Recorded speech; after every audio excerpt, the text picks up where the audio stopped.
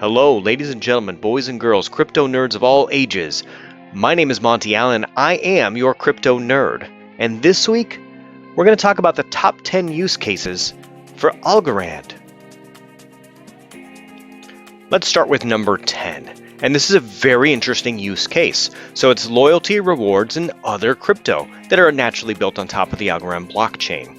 Now, a very good case of this is a community token called Fame that a very enterprising Twitter user at Algorand came up with and really spurred this movement for the Fame token. And it's being used as a community token in the Algorand family. Now, mainly from what I can tell, the token itself is being used to extend goodwill and be a bridge between the Algorand family to the arts and to support others and really to bring the community together.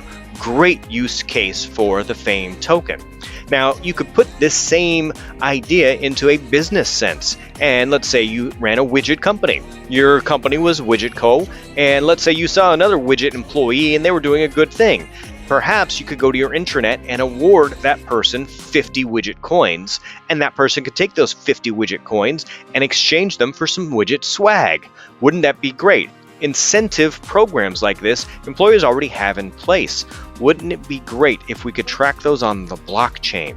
This is a positive use case for this. Think about airline reward points. So if you get airline miles, those could be tracked via a rewards blockchain, very similar to what we've done on Algorand already. This has a lot of potential and it's very interesting for the future. So props out to Algorand. If you haven't followed him on Twitter, give him a quick follow. Next up, we've got number 9. And this use case is the supply chain use case. Now, I can't go over all of the supply chain use cases for this, but let's just take Veritex, right there in the center of the graphic. Veritex is a very interesting company. They are aerospace parts for the most part, and they have some very big clients. One of them is Department of Defense. So in some use cases, went from 133 days delivery down to a couple of hours delivery time because they were able to authenticate a blockchain part and plan, and the company was able to 3D print an authenticated part on site. So the plane came in, landed, where they replaced the part while it was still there waiting to get loaded up on its next deployment. And that is the type of supply chain enterprises and efficiencies that can come about when you use Algorand for blockchain. Now look at all these other companies and do your own research here, but the supply chain integration has an immense amount of efficiency built into it. Could you imagine you knowing where every part was, whether or not it was authentic or not? Supply, on demand, replacement costs, all of those would be impacted. Costs of goods could come down if there weren't excess supply. So very interesting use case and something to look out for in the future. Next up, let's talk about number 8, infrastructure. So when we think about Algorand, now the normal user is just thinking about the tokens, and there's a lot of talk about tokenomics and how much the supply is and what the value is on a day-to-day basis. But really, for the grand scheme, it's not the actual token that is really exciting here. It's the infrastructure. It's what's being built. It's the rails that the system is going to run on. Think about the railroad. It's not the actual cars that are really so interesting. What was the monumental breakthrough was the rail line itself, connecting coast to coast in the United States. That was an amazing feat. And that rail system gets used over and over and over again. And really, that changed the way that people in America interacted with each other. All of a sudden, these different towns sprung up at railroad stations. Previously, they were at ports. Now you saw all these Midwestern towns spring up because they were at rail stations and that communication was there. Same thing is going to happen with Algorand. And essentially, Algorand is going to create substations, different stopping points. So wherever there's a pivotal point for Algorand, you can see other businesses spring up around it to support it. And then that actually is twofold, because not only are those businesses flourishing, it's a symbiotic relationship, but those businesses help extend the Algorand infrastructure as well. So it's a very symbiotic growth structure, and one that, as you can tell, the more it grows, the more it grows, the more it grows, the wider the spread and the influence is. So keep an eye out for all of the infrastructure that's going on with Algorand. And there's been an immense amount over the last 3.5, 4 years. Okay, we're up to number 7 now, and we get to talk about the environmental impact. Now, this is a subject that's near and dear to my heart because I am an environmentalist. I drive an electric car, I pay extra for my electricity so that it comes from renewable sources, and I really have this top of mind lately. And a lot of folks have the same concern in the cryptocurrency sphere because of Bitcoin and the enormous amount of energy that it takes to produce just one Bitcoin. And the amount of energy it's going to take is actually increasing, it's not decreasing. So the amount of energy is a real concern here. Now, Algorand is very, very efficient to run. In fact, that's why the cost to transfer one algo to another wallet is very, very minimal. And other companies have taken this philosophy on as well. And that's very exciting because now we have spurred some more environmental movements. Take a company like PlanetWatch, and there's several that are making an environmental impact here for the positive, but PlanetWatch, for instance, is developing some air sensors so they can test the purity of the air. What's the cleanliness? And these are all connected on the blockchain through some mobile apps. But what's amazing is the energy efficiency of the communication here and the progress that they're making. So this is just the tip of the iceberg, I think.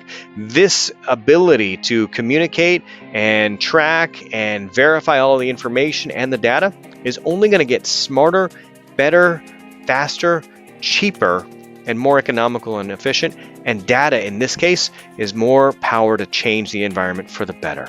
So keep an eye out for the environmental impact of Algorand. Number 6.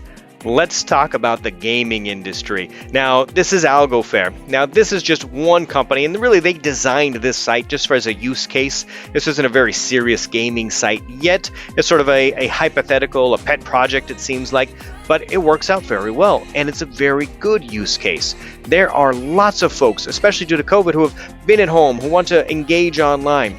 Gaming online has grown significantly. In this case, gosh, you can keep track of earnings. It's all verified. How much did you lose? How much did you win? Is it taxable? You know, all of those things are really important. And when you want to cash out, you want to make sure that there's no hacks. All that is efficient and traceable. Now, if you're in different countries, this could be very difficult with all the different currencies. Using one currency like an algo makes this a much simpler process, very easy to manage, and you can see a lot of use cases. In fact, a lot of crypto is trying to break into this, and you see this online more and more. So don't be surprised if this use case actually expands quite a bit, and I think that Algo is going to surprise many folks by breaking into this industry pretty significantly. So I know everyone's wanted to talk about it. Let's do it. Stablecoins. So right now we have Tether and Circle running on the Algorand blockchain. These two stablecoins have massive followings, massive dollar amounts, massive amounts of movement. And so by the time you watch this, who knows, maybe there will be more and more stablecoins, but this could be a huge growth for Algorand and a huge opportunity. Now, stablecoins themselves are stable. So to run the stablecoin on the network should be very inexpensive. It needs to be very inexpensive to transfer a stablecoin from a wallet to a wallet. Otherwise, you don't want to lose too much of your value on your stablecoin because it's not like you're going to achieve a great rate of return on those. Algorand is poised to take over the market, in my opinion, in the stablecoin division because it is efficient to run on the Algorand blockchain, because of its growth factor, because of the fact that it can exponentially grow without clogging and slowing down the system. When you think about the transfers, the number of transfers that a stablecoin is designed to take, it's quite a bit, and they need a cheap and efficient blockchain to run that on top of, and Ethereum just hasn't done it. So more and more of these stablecoins are looking to an alternative and finding that Algorand is the secret sauce that they were looking for. It is the medicine for what ails them. It is going to be the secret to their success, and this will expand the ecosystem for Algorand quite a bit over the next 18 to 24 months. Keep an eye out for this. All right. This is really interesting. Number 4, we're talking about the sovereign token. We're talking about legal tender. We're talking about central bank digital currencies here. Now, there's been a lot of talk about Algorand working with some banks behind the scenes. There's the Federal Reserve working with MIT right now, and a lot of speculation, quite frankly, in the community that some type of stable coin or CBDC is in the works, at least in the test phase. I've even seen some testnet information that indicates that, and there's a bogus Federal Reserve test net out there. That's not real, but I know that there is at least some communication there, and that is really exciting and really encouraging. And Algorand has placed themselves by their partnerships, by their memberships in a couple of key groups to be a member of the community where these conversations are happening. Now, a step in the right direction, really a test case, and a small test case is the Marshall Islands sovereign coin. Take a look at the SOV. Now, the Marshall Islands have decided that they are going to make the sovereign coin legal tender. Legal tender, ladies and gentlemen, all of you crypto nerds out there, the sovereign coin is legal tender right now, and it runs on Algorand. Now, what is the significance of this? Well, as we move to a digital age, we could see more and more of these digital currencies coming about. China is running ahead of the curve right now, and their conversion to a digital currency is going to be massive. We saw Venezuela try to switch over to something like this. We're going to see more and more countries try and capitalize on this. It's less expensive for them. They don't have to maintain their currency. In some cases, currency is more expensive to make, print, and maintain than it actually is worth. So that doesn't make sense, not in the long run.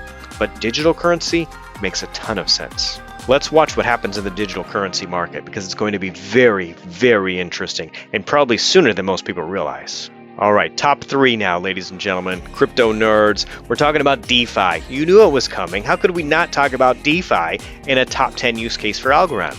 Now, interestingly enough, Opulus. I hope Lee Parsons tells me I said that correctly, because Opulus seems right. It just seems like it should be opulent, doesn't it? Well, Opulus burst on the scene not too long ago and introduced us to DeFi for musicians. So an underserved community. Now, in traditional terms, musicians would have to wait a period of time for the royalties to come in, and this would come in months over months. Now, Opulus has figured out a way to pretty accurately decide how much money a musician is going to earn over a specific amount of time, and say, hey, instead of waiting a year or 2 years or however long it's going to be, we're pretty sure you're going to earn this much money. What if we were able to get some decentralized investors to submit the funds for you, and we could front you the money essentially for your next project, and you're going to pledge your earnings over to us, so we get a rate of return. What a wonderful idea. Now, as a musician, you don't have to wait 2 years to earn all of your royalties, 6 months, whatever it is. Now you can take the earnings from your success, from your hard work, realize it, and reinvest in your future. So you don't have to wait all of that time to go back into the studio to record that next gig. You can start to earn more money in a quicker fashion. You can get that next project off the ground. And that's what DeFi is doing for the music community. That's what Opulus is doing. I think it's fantastic. I think other industries are going to take note of this and move it forward. What about the publishing industry? So I've got a book outstanding right now. What if I didn't have to wait every month to get my, $200 or $20 or $2,000 or whatever it is as a check to come in from royalties? What if I was able to just collect that money right away and invest it in my next project and pledge my future earnings as a return on investment for some investors? I think that this feature has a lot of legs. We should look out for this use of Algorand here. And there's other ways to use DeFi as well, but this one, where it's a specific niche, really appeals to me, and I think that this is the way to go. All right, ALGO fam, I know it's on your mind. You've been wondering, what's going on? Is PayPal going to happen? Is MasterCard going to happen? When's the partnership going to get announced? What's going on, Monty? I don't know. I don't have any insider knowledge. I'm just like you. I'm on Twitter. I'm trying to put the pieces of the puzzle together. Yes, Algorand has a relationship with Curve. Yes, Curve got bought, and maybe it's going to happen. Maybe it's not. I don't know what's going to happen, what's not going to happen. I'm pretty sure something is going to happen. What that looks like, I don't know. But I found this handy dandy graphic where it's a PayPal card with MasterCard, so you never know. Maybe it's all going to come to fruition. It's all going to run on ALGO. Now, that would be amazing, wouldn't it? But the world of payments is definitely what ALGO was built for. The speed, the transactions per second. Have you realized what's going on there? How much we're escalating, how much exponentially we're able to transact per second? Those numbers are pretty astounding, and I guess if I were a betting man, I would guess that we aren't trying to improve the blockchain performance just for improvement's sake. I would bet that we need a certain benchmark in order to have some partnerships. That's my speculation. Do your own research, but I think it's very, very exciting. All right, this is it. the grand poobah of use cases, and we're talking about the ISDA. So what we're talking about is swaps and derivatives here, ladies and gentlemen, crypto nerds. Swaps and derivatives is a market in the trillions. So the dollar amount here just doesn't even make sense to me, but Algorand was built for something like this. We're talking about international exchanges. What better use case is there for essentially a universal cryptocurrency? It is agnostic to all of the fiat from other regions, and you don't lose value while you're working the swap due to currency exchange issues, price fluctuations, because the exchange happens like that. So if you're leveraging, if you're swapping, if you're running derivatives, you want something that is essentially stable, fast, efficient, as close to instant as possible. So that way you don't lose dust in the wind. And when you're talking about trillions and trillions of dollars of exchanges and swaps and derivatives, this is really where money makes money, and money has baby monies, and other babies' monies get repackaged up and it's invested here and it's repartitioned out here, where $1 equals, could equal $30 because of the way it's sliced and diced and invested. When that happens, if you lose a little bit of slippage, a little bit of frictions, you could be losing millions of dollars, billions of dollars, maybe even in the friction. Algo solves this problem because of its efficiency. And it hasn't happened yet, but Algo is in some very, very interesting positions where they're at the same table with the ISDA. Now, keep an eye out for this, because this would be the grand, icing on the cake, the cherry on top. This is the whole darn dessert, quite frankly. So this is really interesting. I don't know when this is going to happen. I don't know if it's ever going to happen, but this has me the most excited, and it should have you the most excited too. So there you have it. Besides just the day-to-day, what's this price going to do? What's going on in my Algo wallet? How do I compound? The use cases long-term, this is why we got into this cryptocurrencies. So it's the fundamentals that are really, really so crucial to Algorand's success. And really, if you ask me, the reason why they're going to be successful, far outlasting most of these other cryptos that are just sort of fly-by-night operations. Some of them have better marketing, some of them have some razzle and dazzle, but there's not a whole lot of substance behind them. You need somebody with substance to shine through. And sometimes you got to grind to shine. So there you have it, ladies and gentlemen, the top 10 use cases for Algorand. My name is Monty Allen. I am the crypto nerd, and I'll see you next time.